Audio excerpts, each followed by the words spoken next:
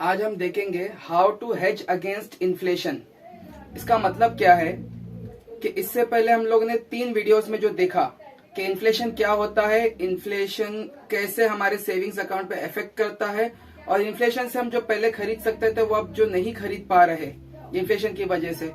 तो हेजिंग का मतलब ये है कि अब आम लफ्जों में समझाऊं तो इसका मतलब यूं समझ लीजिए कि अपने पैसे को सेव करने के लिए एक बाउंड्री बना लेना। अब हेज मतलब वो क्या करेगा, हेज करने की वजह से जो आपके पैसे हैं, इन्फ्लेशन जब महंगाई बढ़ेगी तो वो आपके जो पैसे हैं उस पर इफेक्ट नहीं करेगा। सबसे मेन चीज कैसे हेज करा जाएगा, गोल्ड यानी सोना। सोना है, रियल इस्टेट है, प्रॉपर्टी में इन्वेस्टमेंट, स्टॉक्स एंड बॉन्ड्स। इसके अलावा और भी इन्वेस्टमेंट के इंस्ट्रूमेंट्स हैं, लेकिन ये 4 बेसिक चीजें हैं जो आपको समझने की जरूरत है। एग्जाम्पल के तौर पे मैंने यहाँ पे पीछे लिख दिया है कि 1990 में गोल्ड 1 तोला यानी 10 ग्राम गोल्ड जो है 3200 का था और 2023 में 56,000 का है। सपोज मान लीजिए कि 1990 में आपके पास अगर 1000 रुपए होते, 1000 की नोट होती, तो 1000 की नोट 2023 में भी 1000 की नोट ही रहती, यानी उसकी वैल्यू वैसी ही है। अब 1000 रुपए में उस जमाने में जो आप खरीद सकते थे वो आज 1000 रुपए में आप वो चीज नहीं खरीद सकते, ठीक है। लेकिन ऑन द कॉन्ट्ररी उसके ऑपोजिट क्या हुआ कि 1990 में 1 तोला 10 ग्राम सिर्फ 3200 का था, लेकिन आज जो है वो 10 ग्राम जो है 56,000 का हो गया है। तो वो गोल्ड अगर आप इस चीज में अगर वो पैसे डालते हैं, वो 1000 10,000 जो भी आपकी अमाउंट है, तो उसकी वैल्यू इंक्रीज होती। और जिसने अगर उसमें कैश रखा होगा या जिसने सेविंग्स अकाउंट पे रखे होंगे, तो इन्फ्लेशन की वजह से ऑटोमेटिकली उसकी वैल्यू डिक्रीज होती जाएगी, वो आपको पता चले या ना चले। दूसरी चीज रियल इस्टेट आप अपने आसपास देख लीजिए, जो फ्लैट 5 साल पहले 1 करोड़ का होगा वो आज 5 साल के बाद 1.5 करोड़ का हो गया होगा।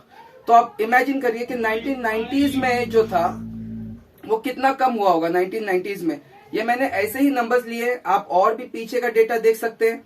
तो जितना ज्यादा पीछे जाओगे उतना ज्यादा सस्ता दिखेगा, ठीक है। तो अगर आप रियल इस्टेट में इन्वेस्ट करोगे, घर खरीद कर रखोगे, अगर घर खरीदते नहीं है तो आप ये भी कर सकते हो कि घर को अपने अंडर लेके उसको सब लेंडिंग कर सकते हैं। किसी से घर आपने रेंट पर लिया एंड देन उसको वापस से रेंट पे दिया कुछ हायर प्रॉफिट पे। तो ये जो कैश फ्लो जनरेट होगा ये भी आपको हेज करने में हेल्प करेगा।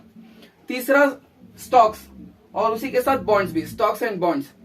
अब ये जरूरी नहीं है कि ये हेज में मदद करे, लेकिन अक्सर तौर पे ये कर देता है। कैसे?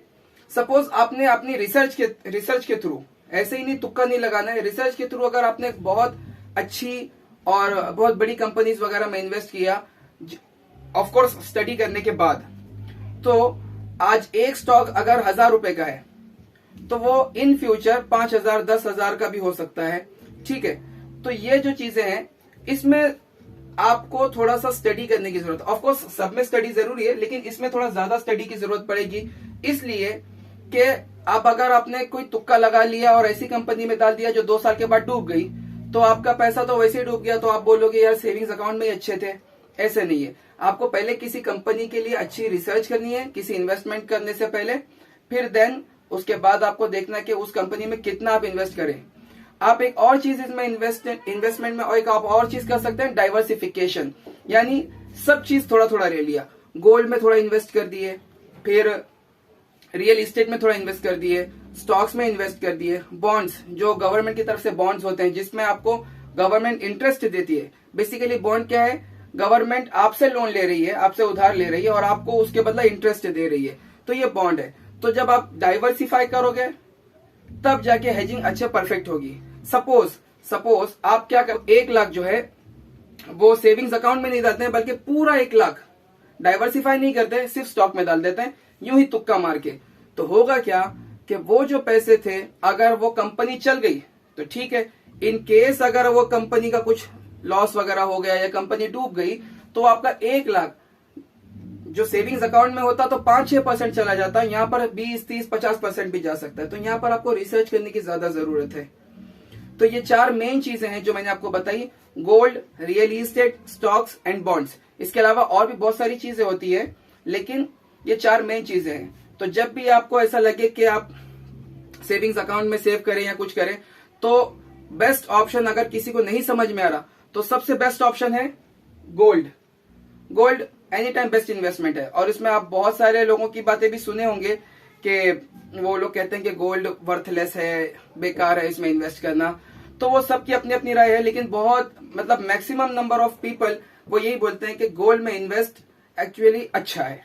तो इट्स योर कॉल, आप देख सकते हैं कि आपको कैसे इन्वेस्ट करना है। आप चाहो तो सेविंग्स अकाउंट में भी रखो, ये आपकी मर्जी है।